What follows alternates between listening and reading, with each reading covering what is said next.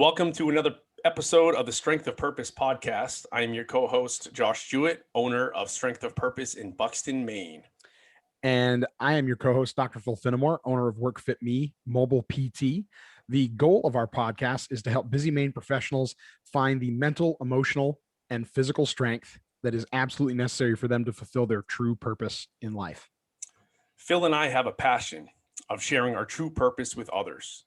Join us as we discuss holistic health and wellness tips with our friends, colleagues, and even heroes and mentors to help strengthen your true purpose in life.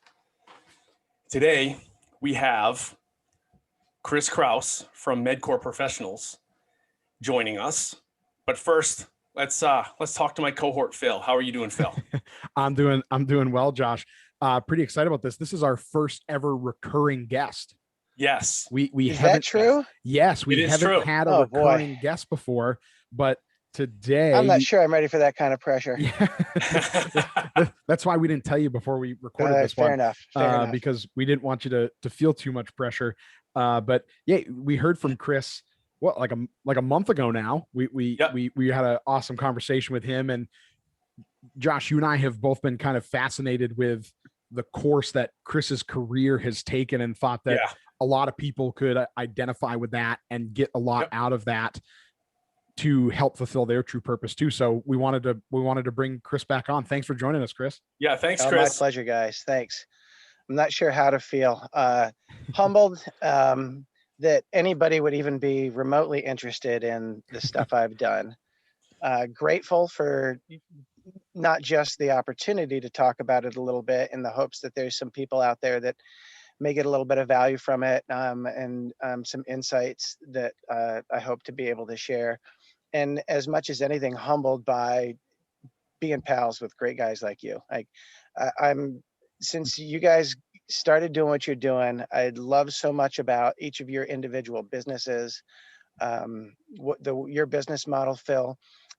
Josh, working out with you firsthand and seeing the work you've done with my boys through improving their fitness and overall, and just the mission behind Strength of Purpose, having a purpose, talking with passion about what your purpose is, and sharing that for the betterment of other people. It's a lot of good, feel good stuff. And I can't thank you guys enough, not only for having me on, but for doing what you're doing. Wow. Thanks. That means a lot, Chris. Yeah. Thank you very much. It's well-deserved, you guys.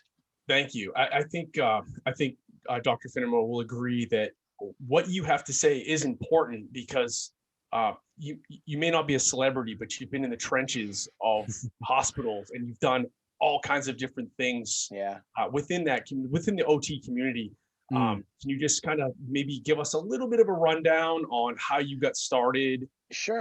On your path? Right.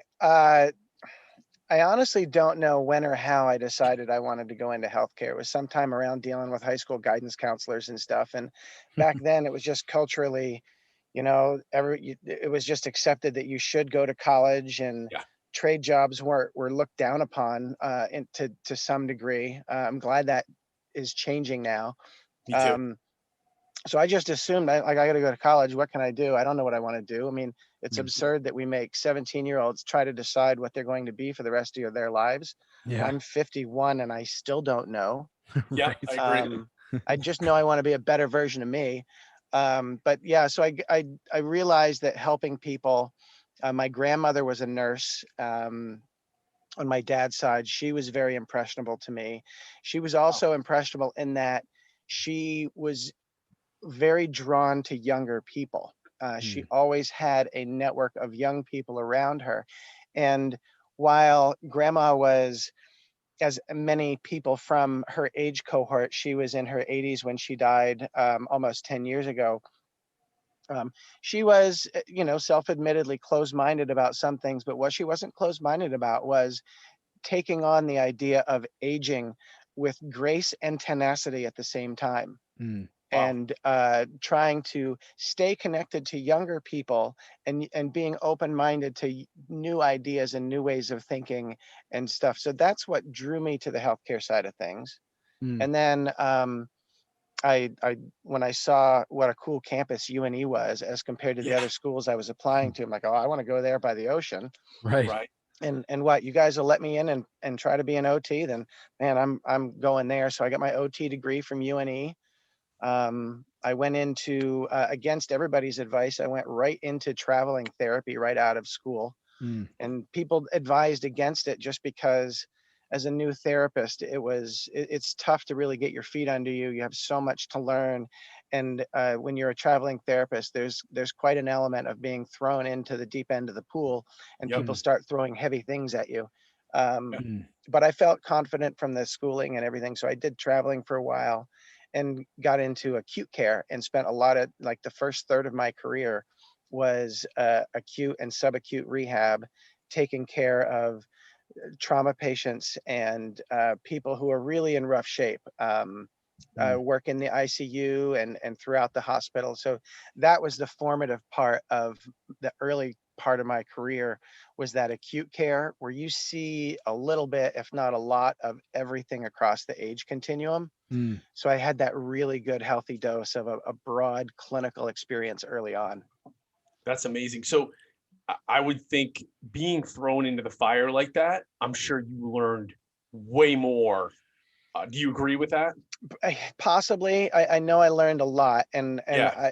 I myself I would never talk anybody out of doing that. I would help educate them on the realities of going into that world. Mm. Right. The first person that I ever started full-time hands-on care with, like, this was my patient. I've learned this is the first person, go be a therapist, Chris. Okay. The very first person that I was interacting with in that capacity had been stabbed, I want to say 20 plus times, in a really unfortunate, that just such an understatement there, Right. situation in her life. And that was obviously eye-opening. So yes, in that Mm. realm, going through that as a new therapist, having a really brilliant team of therapists around me kind Yeah. of helped shape that. And then so that early part of my career was that type of rehab, and I segued from that into other hospital type settings, and then eventually became a hospital rehab director around late 90s. I think maybe, yeah, like 98, 99. Was a hospital rehab director for a little bit, and that's where I kind of slammed face to face by accident into an aspect of my career where I focused a lot on leadership. Hmm. And that happened in a weird way. Like, I didn't go to college and go, oh, I want to be a hospital rehab director. I wanted to be an occupational Yeah. therapist. I wanted to help people get better. But the previous rehab director was invited to leave her position, if you catch my drift.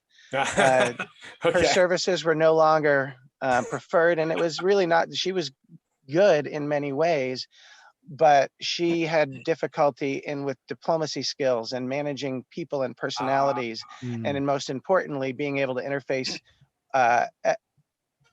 in an appropriate professional way with hospital leadership. So I Mm. kind of found myself in that chair as the guy that they wanted to fill that role, and that really started a shift in me that I resisted. Like, I was like, no, I don't want to do this job. I'm a hands-on guy. I can't. right.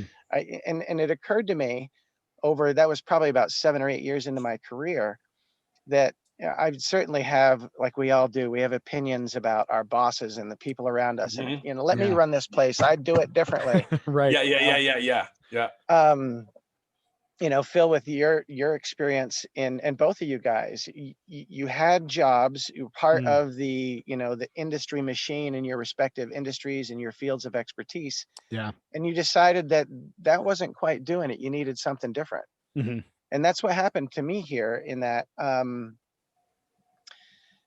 I didn't want to be the hospital rehab director, but then it occurred to me, like, geez, if I'm treating people, I can only touch like 10, 15 people in a day, or in a really busy outpatient clinic more.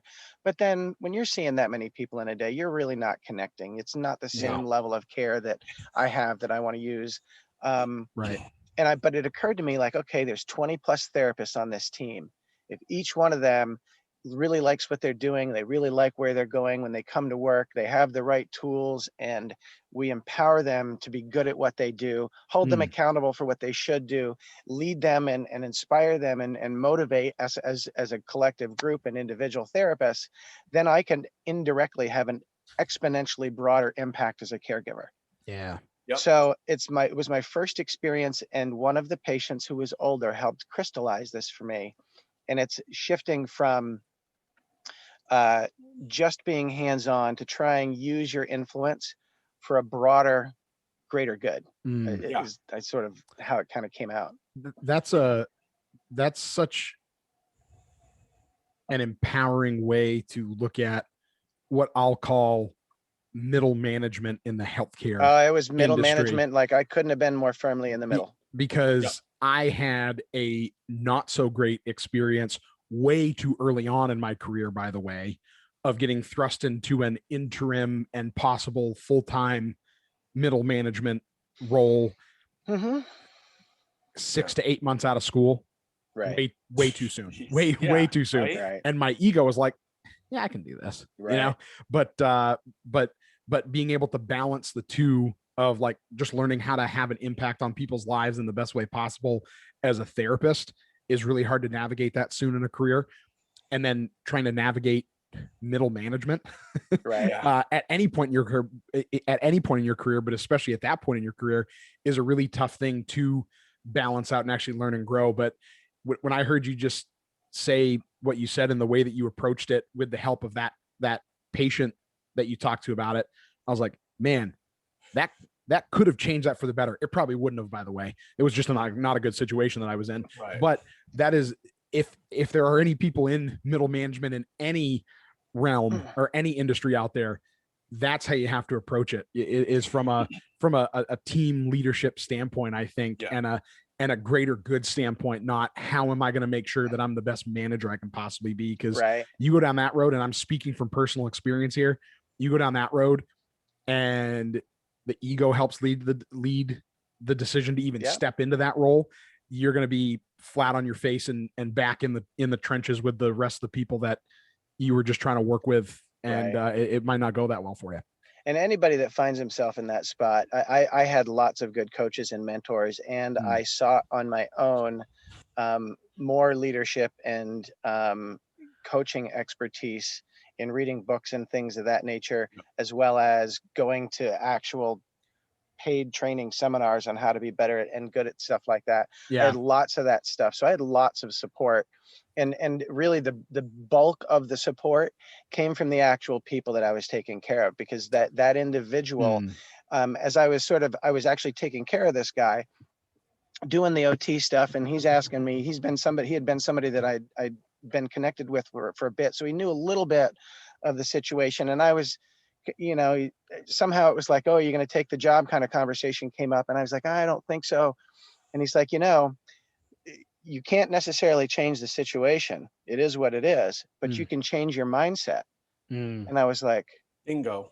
Well, I never thought about that. Change the way I think, which isn't something that we often do as a 23 or 4 or 5-year-old when we're younger, especially. And then two things happened in that very moment. One, it was like, aha, I can change the way I think. And that's when he kind of gave me the idea, and he just kind of laid it out there for me to pick up. What if everybody there took care of all those 10 people that they see, and you create the environment where it's the best place they've ever come to work? And that's all the vision that I needed. And so, and in the same moment, it was like, this guy's in his late 70s. He's seen and done a lot, has had a lot of experiences. It would probably be in my best interest to listen intently to him and everybody like him. And why and how, if there's one thing I did well for myself and my career and as a person, it was to have that realization. And then I leaned into it quite a bit. I went from hospital rehab director. For completely personal reasons, I left the hospital world, and a year later, I was another rehab director, but it was at the 76 bed at the time. It may be bigger now, Kennebunk Nursing and Rehab Center down in Kennebunk, Maine. Same job description, same rate of pay, same job title, different planet. I went from hospital, outpatient, inpatient, acute care, home health, you name it. We did it all. We had lots and lots of staff, satellite outpatient clinic to single, site facility here in Southern Maine, trying to lead a rehab team of like 3 people. Oh, okay. And so it's starting that whole thing again. And in my mind at the time, it was like, okay, I'm going to get another hospital job. This was back when you still looked in the newspaper for jobs. Within 2 weeks, I quit looking in the newspaper because I was like, oh my gosh, there's so much I could do here. I didn't want to be a nursing home rehab manager. I had my experience was in the hospital world. But when I got there, it was like, there's so much that I could or should be doing here. And now I have every single person in this building that we're caring for has all this great life advice to give us. Yeah. Bring it on. Yeah. And that's where I started really looking at like balance being both a metaphorical and a literal intervention. Trying to take that information from them to, in my mind at the time, and again, I was much younger then. This was 2000 when this transition happened, so 20 plus years ago. I didn't even know how that was going to happen. I just knew I had to listen and collect stories, and somehow I was going to take that and it was going to help me. I haven't figured it out yet. It's amazing that you figured it out so young too, because I know when I won't get any details, but I know when I was 20, I was kind of I was more like 2000. I was pushing 30. I was almost 30 at that time. That's right. Yeah. I keep forgetting. So it wasn't, my first role was a transition in my 20s, but right. Yeah. But some of it was just, and I continue to do this, it's nice that I've matured a bit in spite of myself. Yeah. Right. That's a fantastic point. That mix of guidance and support and having someone that actually gave you the advice of the mindset.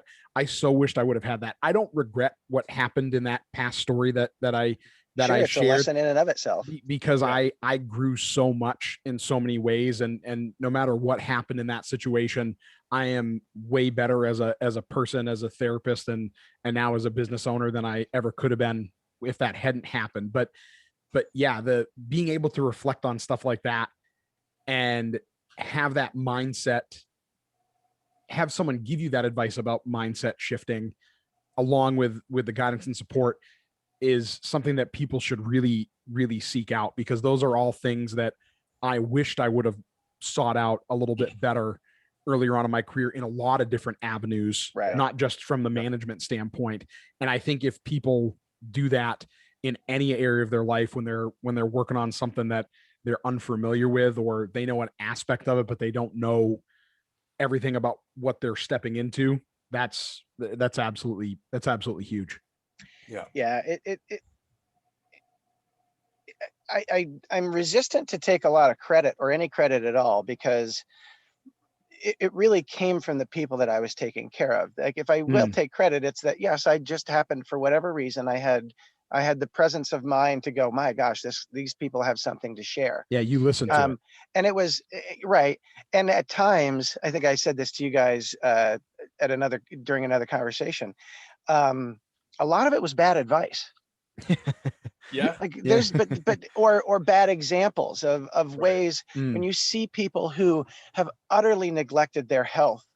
I heard this, and this I learned not too long ago, but it comes into, like, I was self-conscious when you guys brought up the notion of me talking about this stuff, because a lot of it, if you just leave me alone to ramble, it sounds like it's like a self-help cliche after cliche after cliche. If you can't change the situation, change your mindset.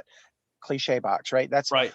But if you stop and look at the essence of that message, it is absolutely true. Another one that I got intently from people was, and I didn't hear this term until recently, but the two are connected, related to taking care of folks who neglect their health for whatever reasons. And we all have different reasons, whether it's fear, it's a bad example, or poor history, or just not knowing. There's many of the rationales are plausible, and I impart no judgment whatsoever. Yeah. Which was something I took a lot of years to learn, not to be judgmental about stuff like that. Well, why aren't they going to do their exercises? They can clearly get better. I gave them exercises. Why won't they do them? but I heard this term, we treat our future selves as if we're strangers. I wish I could remember who shared this. Oh, that's Hmm. And I interesting. was like, and the person went on to go, if we took Chris, 75-year-old Chris, me 25 years from now, and if I approach that guy who I haven't met yet, with love and compassion and did all the things I could possibly do to set him up for success, versus, whatever my vice is, or neglecting health, or, it's almost like I'll let that guy deal with it when I get there. Right. Like he's a stranger, because, somebody that you may or may not meet, you don't put a lot of time and energy and care into their well-being. Yeah. But this is you. This Mm. is you, the person, the family member, the daughter, the son, the Phil, the Josh. And Right. so if we treat ourselves, and you guys do this, you have a podcast called Strength and Purpose. Right. You're not treating your future selves or the people that you're caring for like strangers. But then it gets into learning. That's one conceptual framework to start to work from. I'll really, we feel corny about it, but I need to love myself and take better care of myself. That's pretty common sense. Again, a cliche that we kind of brush off, but if you stop and let it sit, it carries a lot of weight. Yeah. Yes, it does. Yeah. And I want to get back to something real quick that you mentioned, because you and I have chatted about this a little bit before. And I wanted to make sure I made that last point I made, because I thought it was real important in that, in what you were talking about in that transition in your career. But some of that advice that you've told me before that you thought was some of the best advice you've gotten is about that balance. And I think a lot of those mindset shifts and things that we were just talking about play a lot into that sort of category. So go into a little more detail about that. It occurred to me, like, probably in the last 2 years, this is when I've sort of, like we all do, we get on these thought patterns and stuff, and balance in and of itself, just it's always around me. I'm an occupational therapist. I'm married to a brilliant physical therapist. I have guys like you that I hang out with. We do things based on literal balance in many ways, standing up and not falling over kind of balance. Right. Then there's the metaphorical balance of the balance between work, rest, and play, which is sort of the essence of being an occupational therapist, which is really helping someone improve their overall wellness through the occupation of living, not finding a job. But balance, if you stop and think about it, it's become a cliche. Oh, we must be balanced. Yes, everybody says it. Everybody knows it. You can see these like thought maps where it's balance and support. And Find your center. words. Yes, Yeah, right. But here's the deal. Balance is hard. Balance, being really truly balanced, whether it's a bell curve, if you take anything on the top of a bell curve, it looks like this rounded hill, right? How do you balance on top of a rounded hill? That's like putting a ball on top of a ball. Right. Or you see people stacking the stones along the beaches and stuff, and I forget they have a word for them. That takes a lot of intricate balance. But you can't just go up there and put 5 things on top of each other and expect them to stand up. Right. Balance is hard. And balance in any endeavor is a semi-constant discipline. Yep. Like a seesaw doesn't work with just one person. Not well. Right. You can run back and forth. That's You true. could sit in the middle and balance a little bit, and that can be fun. But if you put people on either end, now you have to have people working together to maintain balance. Yep. So there's the balance for me is, personally, for me to be balanced, I have to slow down. I talk a lot. I think faster than is beneficial for my overall thought process and ability to communicate, not in a good way. It's a lot of squirrels running around up there, all saying different things. And which one am I supposed to listen to? Yeah. Hamsters on wheels. Right, exactly. Yeah. And we can all relate to that. There's so much going on. Like, you guys both have kids. I've got kids. We've got pets. We've got jobs. Whether you don't have kids, don't have pets, or don't have jobs, there's stuff going on in our lives. Yeah. And it all takes balance. Yep. Most of the time, I find myself going from one sort of balancing exercise to the other, trying to stay in the middle. Part of it's fun for me. I like to do that. But it takes to really get to, I'm as balanced now as I feel like I've been in my entire life. And I don't feel like I'm anywhere close to as balanced as I could or should be. But it comes down to like these basic tenets of life lessons that I learned from the people along the way. One, I mentioned judgment. My overall sense of well-being has improved dramatically over the last 5 years as I've gotten better and better at not judging anybody for anything. And it's a really hard thing to do. Yeah. Whether somebody looks the way they do or they act the way they do. Why do they do that? They do it because of this and they shouldn't, or they should, and that kind of stuff. But just taking a step back and accepting that everybody's got their own experience. I had to be taught that over and over and over again by these people who had lived their lives. You don't know where people came from. You don't know what their story is. My job as a therapist is to help. So find out what the problem is, and then let's prioritize it and let's attack it. So so in that case, you approach balance as, what do I need to fix or improve? What's going to have the best input? What can I do now? And you just start going down the list and start working on those things. Yeah. Wow. That's pretty awesome, Chris. I like that. Yeah. Yeah. I mean, I'm sure a lot of people will find that very, very helpful, because I think about hope the age so. we live in. The age we live in, everything's digital, everything's in your face all the time. So if you want to get into a exercise routine or whatever the heck it is, there's so many other distractions around, and there's excuses for everything, and social media, there's lots of there's little balance in that world because everybody's got a position or a side, and they're fighting to bring everybody over to their side. And the expression that I heard over and over and over again from the seniors that I was taking care of, these elders who, those folks, people that are near the end of their lives, your grandparents, are such an amazing resource. And if you stop and think for a second, they want more than nothing in the world to share the information that got them to where they are. They have the cheat codes for how to be better. But we kind of have this resistance to it. One of the things that came along with it, the ones that I was really drawn to, and as I met more people, I started finding myself being able to sort of categorize those folks who I was most attracted to. Like, I want to have another conversation with Jim. I want to have another conversation with Mary. And I would find a reason to go and do something more with them. Those folks were also aggressively open-minded. They could be, or they at least, and that's a weird term, aggressive open-mindedness. It's trying to be open and accepting and taking in the information, not just worrying about who's right, but looking at the bigger picture of what's right here. And then imagine that. Right.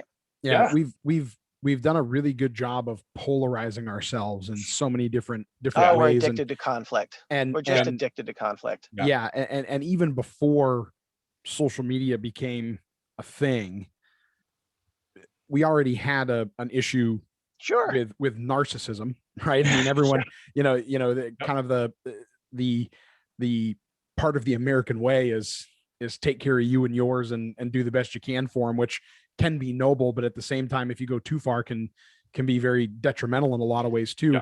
And then a site came along called MySpace, right? Right, I remember that. And changed and changed the social media front. And we've polarized ourselves so much that there can't be a gray area anymore. There can't. Right. And what is actual reality is that there is you talk about a bell curve, Chris. Right. Oh yeah. What's black and white is those little tails out on the end of the bell curve, and what's in the middle is gray. Right. We are way more gray area than we are yes or no or right or wrong. Right. And people have lost total sight of that because they are so enamored with their own thoughts and feelings and their lack of awareness of other people and what's actually going on around them is it's difficult to navigate. It's really difficult to navigate. And the problem with trying to have a conversation like that with people that don't see that is they just think you're wrong. Yeah. ironically enough. Like, it's like, if you don't think the way I do, if you don't believe the things I do, we've lost sight of the fact, and it's understandable. It's very hard to look from a different perspective or a different vantage point. What I hope to convey to folks is, and it's not like, run out and find all the seniors that you can and learn everything you can. That's a great strategy. But just stopping for a moment and thinking and challenging your thought process of, why do I feel this way? Why do I not want to hang out with you or him or her because of the way they look? Why does that matter? Should it matter to me? Maybe it shouldn't.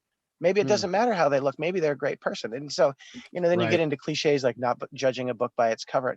We all hear that. It's all the stuff that you're taught in elementary school. Well, if we're getting a heavy dose of that in elementary school, and then I get to spend 20 plus years with all these people who are at the other end of their age spectrum, they're at the end of their lives, and they're saying the exact same things. A lot of the information in the middle must just be noise. Yeah. I all but burst out laughing when you mentioned shades of gray.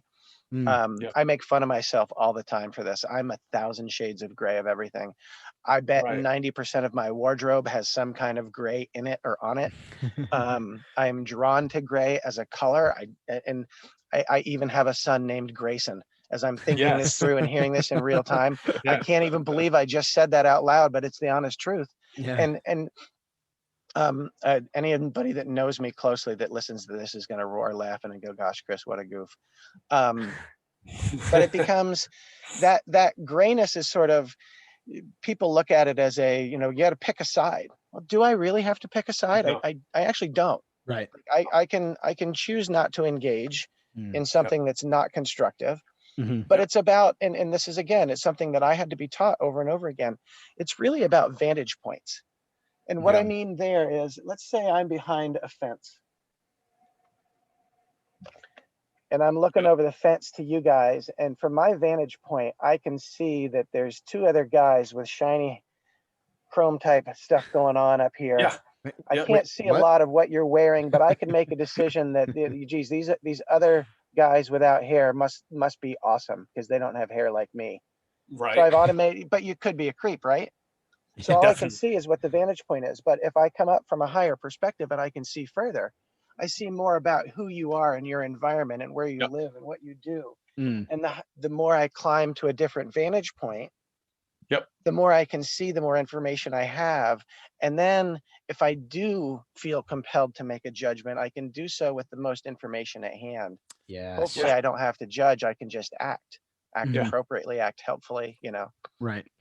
That's funny. It's really not that hard. I mean, it really isn't. It's not. But we make everything so much harder in our minds than it needs to be. Oh, we definitely do. And I want to say, even I was guilty of that for a long time, probably until my mid 30s. I think it's because my kids were like 4 or 5, 6 years, like in school. And it's like, I really want them to be open-minded. I want them to be accepting, listen, like have positive discourse, if that's a real thing. I mean, you can talk back and forth and just get along with people. You don't have to like them, but try to get along. So hear their side of the story before you blow up. And she's giving me a dirty look. I'm dealing with this now because my daughter's almost a teenager. So-and-so looked at me and she was staring at me. I'm like, well, did you ask her? Did you go over and say, hey, what's going on? Like, why are you staring at me? No, she was just staring at me. So I'm like, well, if you don't know the context, maybe she thinks that you're mad at her, right? Maybe go find out. And so get some more information. So maybe she loves what she's wearing and she's staring because she loves it, or she's jealous, or she's scared, or And what I'm saying is, it could be a million of those things, but until you go and you ask and you find out, like, you're going to be on opposite sides of the trench, staring at each other. And that's to add to that even further, the thought of open-mindedness doesn't mean that everything just has to be accepted, loved, and celebrated in its purest form, no matter what. Right. But because I think that's key. I think a lot of people hear open-minded, and even if you have a lot of facts and information in today's society, and you say you don't agree with something, you're just closed-minded because it's something that people should be okay with. But whoever comes up with that, I don't know who they are. And I don't know who makes those standards nowadays, but if you truly look into it, right. And you truly, like you said, Chris, I love that analogy you gave of the vantage point, right? Yes. Give yourself the Love most information possible before you act accordingly, which might not be acting at all. It might just be you know what, that's not for me. And other people don't need to necessarily know everything that I think and not feel every day. engaging is a thing. Exactly. Not acting, not engaging is actually a functional, healthy action in many cases. Yes. And I think that right there can actually make you more open-minded than people who just praise other people for being open-minded and tout that they are very open-minded. You know, I've had interactions with people that are arguing open-mindedness, and some of the things they say back to me make me think you're probably one of the most closed-minded people I've ever had a conversation with before. You know, so I think I think that idea of open-mindedness has to come more from a not judging it up front without the information, and maybe not judging it at all, but just saying, you know what, I don't agree with that, but that doesn't affect me. So I'm just going to let that roll, and I'm going to go along my path and just be nice to people, you know, just care and serve others. You know, I think that's where we really need to go. You know, what I learned when I was at the other gym I was working at, and it was very interesting because he had his own sort of, well, we'll just talk his own political views. But he goes, in here, we are Switzerland, period. We are neutral. If somebody engages you in it, just like, hey, you know, hey, whatever, right? You just don't engage. Don't engage. Just say, hey, well, we probably shouldn't talk about that, you know, whatever, right? It's not the place, not the right time. There's a lot of different tactics to avoid being into conflict, right? That was huge for me because a lot of other times I would have bit and jumped on it. You take the bait, Right, not necessarily to get to change them into my corner, but to just engage them for whatever reason, maybe get more information out of them. And it just wasn't the right time. You know, I've been guilty of that. Like somebody drops a piece of trash on the ground and I'm not going to say it on here, but I'm like, hey, a-hole, you just dropped something on the ground. You know, why don't you throw it in the trash? It's 5 feet away. And then like, what did you say to me, bro? You know, and something, but now it's like, I'll just wait, walk away. I'll pick it up, put it in the trash can myself. You know, that's another level though. You're getting into something totally different that I'm also fairly passionate about, because it kept coming back around in these discussions, and that's ownership. For sure. You decided not to engage in who's right. You just know that what's right here is a piece of garbage should probably be better in the garbage pail than just litter on the floor, on the street, wherever it may be. So you took ownership of it. And ownership and accountability is a big thing. Like stuff happens to us that stinks. We got slammed with a pandemic. Many of us lost jobs, whether it was because of the pandemic or not. It doesn't really matter. Weather is a good example. We talk about judgment and ownership and how we act and respond to things. Nobody judges the weather. We may judge the weatherman because we hope he gets it right, because he helps us plan for what it's going to be like when we go outside. But the weather is the weather. It's hot. Okay, it's hot. I act accordingly. I can own my response to it. I can flip out. I can be angry. I wanted to have my wedding outside, and I wanted beautiful skies, but now we got rain. So, you know, but if we just let it pass by, acknowledge that it isn't the way we like it, own our action. I can't change the weather, but I can change my thought process. I don't have to pick a polar extreme. I could try to shoot for a vantage point that's somewhere in the middle. So, and then I can acknowledge the weather, allow it to go by, just like my thoughts and feelings. We have random thoughts that come up that get in our way about, like your daughter's example. Does she hate me or not? Am I good enough? I was feeling quite insecure coming into this podcast, talking about myself, although anybody that knows me will laugh at that. Microphone and then I'm laughing. Well, fair enough, right? But you don't have to hang on to every negative thought. Like you can just look at it like clouds. And I had to be taught that. It's hard. And then I practiced it. And then I went like, oh, I like this. It helps me sort out my thinking. All the crazy squirrel voices in my head running around going, do this, don't do that. You know, we all have these expectations of ourselves and society's expectations of us. And, you know, I need to own it. acknowledge where I can improve, Mm. and then try to do something about it and move forward and get better a little bit, and Yeah, it just, yeah, gradually chugging along, moving forward. yeah, and it goes back to all of your experience with elderly people. They've already had those experiences. So, I mean, you can take a lot of that stuff and just plug it into your own life. The good stuff, I mean, not the bad stuff. Like make sure you trip Doris on the way out because I didn't like her. She wouldn't share her pudding Right. with me. Nothing like that. But like, the good stuff. Like, hey, don't hold on to anger. It's like a hot coal in your hand. It's gonna burn you. But you can take it's important to take that stuff in and go, Yeah. okay, I don't want to behave that way. Right. I get why he did that. Yep. It's a crummy thing to do, and Yep. maybe he had a bad morning, and none of it excuses somebody's behavior. Right. But like I mentioned earlier, the bad examples are good teachers. It's just a matter of trying to just decide.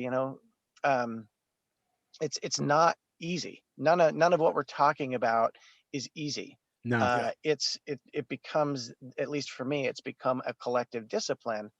Yes. And hopefully I can share it with the people that I take care of, with my kids and with friends and folks that are interested enough to listen. Yeah. And at the end of it all is then, so there's the value of time and the leadership side of things. There's trying to seek a balance in perspectives, the ability and willingness to change, or being open-minded and embracing change and changing your mindset, owning what you can own, even if it means stepping in and doing something that's not my job. That has its own pitfalls on either side of the coin. But being able to own and be accountable to my decisions and getting better or not getting better and what that means. And then it comes down to work. Yep. And it's the last piece of that puzzle that I've sort of like distilled from all the experiences I've had with all of these wonderful people that were willing to share with me. And that no matter what it is, and this is really just crystallized for me like a hammer between the eyes in the last year and a half, and that's whatever you want the world to be for yourself, for others, it is directly proportional. How quickly you get there, how close to achieving what it is that you want is directly proportional to the amount of work that you're willing to put into it. Amen. Yeah, for sure. Like very, very little, if anything. There's few cases, but very little comes for free. And those who I've taken care of, who've gotten the most out of life, have had those types of statements to me. I remember one individual, one man who was a very prominent political, military. You guys might not know him if I said his name, but anybody that was in like a military leadership circle through past conflicts and stuff would recognize or potentially recognize this individual. And he was very near the end of his life when I got to work with him and spend time and talk to him. And there was a moment we were doing something related to balance. I was trying to help him stand, and he was very fearful of falling because his balance was very unstable. And he was clutching my hand. He's a much bigger man than me, very tall, very strong, even in his older, more frail years. And he was grasping my hand so tight. And there's part of me, I was younger, there's an ego involved, like, I'm not going to, like, I can't let him just crush my hand and let him know that I'm like, this hurts so bad. So I'm kind of squeezing back, trying to hold my own. And I'm like, it's okay to let go. And he's like, okay. So he lets go of me, and then he sort of collapses into the chair for a split second. And it was so eye-opening in that moment. I saw the fear, and I saw what he saw in himself. He knew he was quite literally at the end of his life, which came a few days later. And then he stopped, and I sat down, and he smiled at me through and it was strained. He was not feeling well at all. And he just looked up and said, thank you for that. And I didn't do anything other than stand there. And so then this whole wave of gratitude, he started thanking me for the little bit that I was doing for him. And you could see this gratitude for everything, and him wanting to convey more of what he knew to me. And so I spent a ton of time with him over the next couple of days. That's cool. But gratitude is that last piece of the puzzle. of being grateful for what you have, for where you are, even if there's not a whole lot left. And he lived that in such a way that, especially in that moment. And then the last thing I had gotten from him was that it goes back to the value of time, the cliche of, we've heard it 1,000 times, you'll never wish you had spent another 5 minutes at the office. Right. I had people, I had a guy very similar, go, I would give anything for 5 more minutes at my daughter's birthday party from 1978. I never weren't, and on a side note, never once, I worked and took care of some very prominent, very successful, very rich people over the years. I never ever heard one person say or tell me stories about a deal they had won, or money or material stuff that they had gained. And never once, not one time can I think of an example where somebody talked about that stuff. It was always the stuff that we're talking about here that they wanted to convey. That's powerful. Yeah. Wow. Powerful.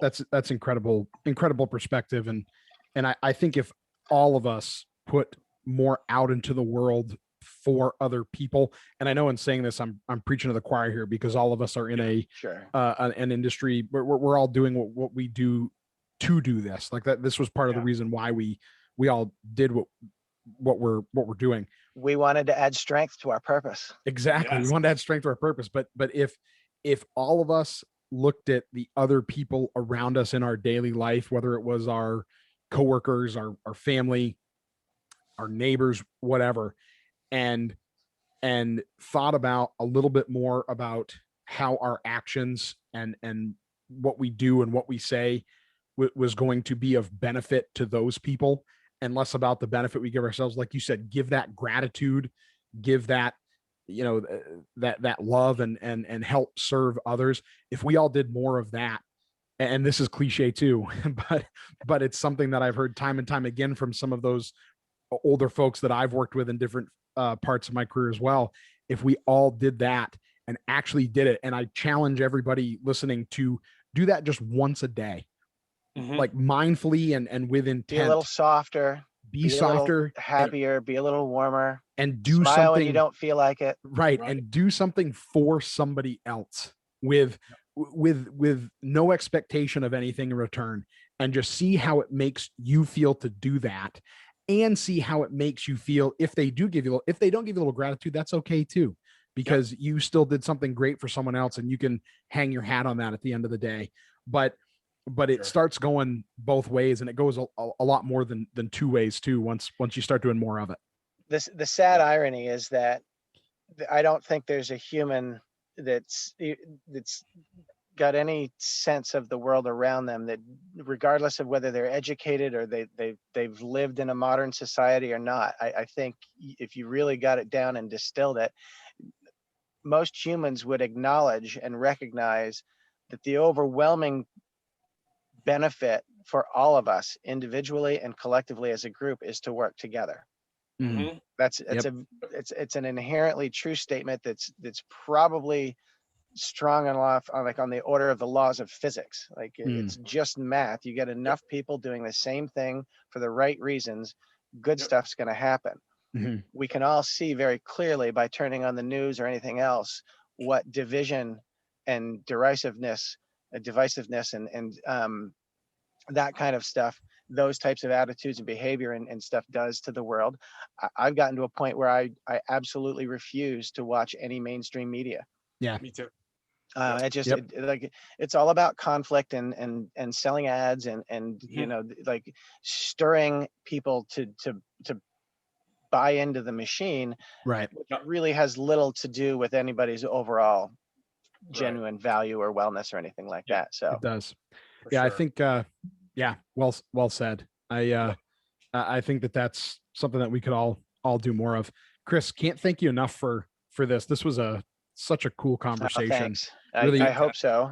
Really got my juices flowing and gave, I'm sure Josh feels the same way, gave me a lot of perspective here heading into the week. That's very powerful. There's an element that makes me a little self-conscious with stuff like this sometimes, because we're all, sort of drinking our own Kool-Aid. Now, Now, as I say that, there's, the message is the messaging that you guys convey with your podcast is one of positivity and collaboration and sharing information and all the things that we talked about today. But if we're being honest, again, like taking that mirror and looking back, are we behaving the way we want to behave? Are we trying to give out this good message? And the reality is, yes, we're all thinking and we're all very similarly like-minded. So it's a passionate conversation that comes up. My hope is that somebody listening to this or watching the podcast takes it and shares some of this information with somebody that needs a little bit of help or support, needs a different vantage point, or needs to be, nudged along with being more open-minded or working a little bit harder, or all the things I'm, coaching my teenage boys through on a day-to-day basis. And having help from guys like you doing it. I can't thank you guys enough for creating the forum. I'm still somewhat confused that somebody finds what I've done interesting in that sense, but I get it. I'm hopeful that sharing it provides some benefit to others. But really back to that gratitude thing, you guys are providing the forum, and it's hugely helpful for myself to think it through, talk it through, and share it. Excellent. Thank you. I don't. So much. Yeah, thank you. I don't think we could wrap it up any better way. So I hope everybody takes Chris's advice. And if you found value out of this, please share it with other people via social media or directly with someone that you care about. And maybe we can start even more positive change going on in the world by doing more of that. So every couple of people helps. That's and it's less about advice and more about just looking from different vantage points. I don't have all the answers. I'm making it up as I go along, like everybody else. Yeah, definitely. That's fantastic. Awesome. Well, thank you again, Chris. Really appreciate you coming on. And this was the second time we had you on, and it definitely won't be the last, because I think we've got even a little bit more we could unbox there. Sure, we could get into other different aspects, other different vantage points, and maybe explore some things a little deeper if people are interested. Yeah, that'd be fantastic. Well, thank you again. Thank you everybody for listening. We'd appreciate you sharing this with someone that you think could find value of it. Leaving a 5-star rate and review would help as well, so more people can hear this message that we are very passionate about and that we hope you all are too. Thank you very much for listening. Josh, Chris, thanks for doing this. Thanks for having me, guys. Awesome. Have a good afternoon. Right. You have a good one. You too. Take care.